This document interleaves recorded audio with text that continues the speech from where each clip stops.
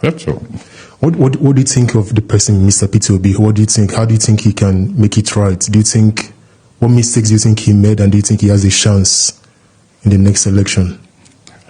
Well, I hope for the sake of the nation that he doesn't express interest in the next. Just watch this interview and see what Wole Soyinka said about Peter Obi.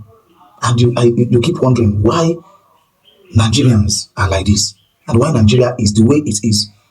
The man than him who keeps silence in the face of tyranny. Like, make it make sense. Just watch this video. And don't forget, please help me subscribe to my YouTube channel. And also follow me on TikTok. God bless you. Thank you all so much for watching, and don't forget to click that subscribe button below for more amazing content coming your way soon.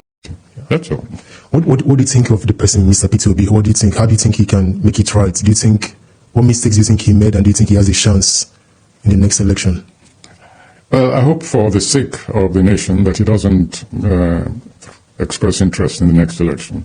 Because for me as a leader, if there was any proof that he was unfit to lead that country, it's in the conduct which he encouraged among his followers. I know for a fact, and I can give you an instance which proves that he was in control of those forces. Can you please, what's the instance, Prof? Well, simply because when he first came to visit me, he did come at one time. That's somebody brought him. And I watched him. I watched his action, his body language. It seemed to be very conciliatory. But I remember the moment when he took out his computers, something, and after he made a statement like, "Oh, don't worry, everything, will be taken care of. You don't have anything to worry about these people." He was talking about the quote-unquote obedience. I remember he took out his computer, his phone, and he tapped, a message, there, and it struck me. I was watching him. It was any sort of thing. And after that, everything seemed to be, to be nice and cozy. So yes. And I saw and I read his statement about that meeting afterwards. The statement was a contrast to what actually happened, what we discussed. And I mentioned it in my response when somebody said, I can't remember what he wrote, but anyway, it was a misrepresentation of what happened. And I made sure that I put a statement out saying, no, I'm sorry, this is not what was said. This language never came into it. On the contrary, this is what happened. And so when I meet somebody who is incapable, even at a meeting which is supposed to be conciliatory, of being completely honest, I look at that person, and so I smiled at myself. And of course, when I got to Stellenbosch and I was asked a question about this, I repeated exactly what had given, quote-unquote, given offense. Only this time I made it even stronger. I said, Peter Obi did not win this thing. So I led them again to go on the... So you watched this video where Wole Soyinka was saying in an interview that, I quote, "I hope for the sake of the nation that Peter Obi doesn't express interests in the next election, because for me as a leader, he is unfit to lead a country." Quotes ended. This was Wole Soyinka in an interview saying that Peter Obi shouldn't run for office in 2027 because for him, Wole Soyinka as a leader, that Peter Obi is unfit to lead a country.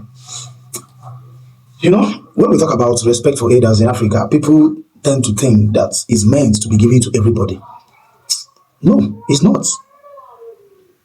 It's not everybody that deserves the much needed respect. For someone who has been an activist for decades, spanning 2 centuries, coming out now to support a government that is so rash, a government that is so corrupt, that nothing significant has come out of their tenure. Yes, Tinubu has not said anything bad about President Bola Ahmed Tinubu's government. A government that is ridden with a lot of frailties, corruption. Like, what good can you say that this administration has done for Nigeria? A government that kills democracy, a government that doesn't respect court order, a government that doesn't support opposition. I don't understand. Wole Soyinka has not come out to criticize President Bola Ahmed Tinubu's action. And Soyinka is coming out to, not just once, he has been doing this, he has been consistent on this thing, trolling Mr. Peter Obi every now and then. You know, sometimes they say something that obedience this, obedience that. I am on Twitter, I see posts from the Tinubu's camp. The only thing in their mouth, gutter mouth, is just abuse, and they keep abusing people here and there, this and that. In fact, the only gang up they have is when it's against Peter Obi. Those pro-Tinubu group, they have understanding when it comes to Mr. Peter Obi. Everything boils down to the fact that they've seen that Peter Obi is fit for this job, and the only thing that would help them to bring Peter Obi down is to constantly troll him, constantly abuse him, constantly talk down on him. Yes, it's as simple as that. I watched this interview. I'll play the video again so that you watch it. Like how can somebody in his right senses say that Peter Obi is not fit for the job? Somebody who has been competent. Of all the troll in this world, they've not been able to nail Peter Obi. If he was corrupt, like they used to say, they would have used EFCC, ICPC, and every federal government agencies, and every federal government agency to nail Peter Obi. But they're not able to do that. They've not been able to do that. And they've seen the goodwill. They've seen the influence that he commands.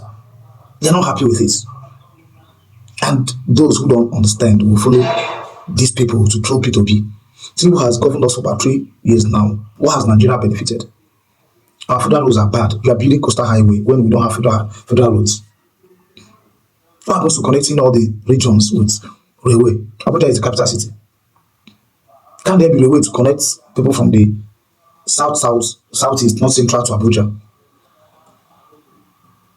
Let's call it spade a spade. Our policy is not working. Our borders are porous. I don't understand. It's that bad. And you don't deem it fit to call out Tinubu's government. You are constantly, as an elder, Wole Soyinka, you're constantly as an elder attacking and abusing Mr. Peter Obi. It does not just make sense. Make it make sense to me. It doesn't. Sorry to say this. You're an elder and you've built your reputation over the years. Why crashing it in your old age?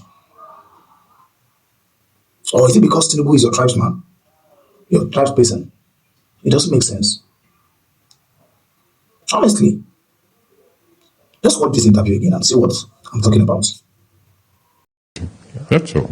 What do you think of the person, Mr. Peter Obi? What do you think? How do you think he can make it right? Do you think, what mistakes do you think he made, and do you think he has a chance in the next election? Well, I hope for the sake of the nation that he doesn't express interest in the next election. Because for me as a leader, if there was any proof that he was unfit to lead that country, it's in the conduct which he encouraged among his followers. Thank you all so much for watching, and don't forget to click that subscribe button below for more amazing content coming your way soon.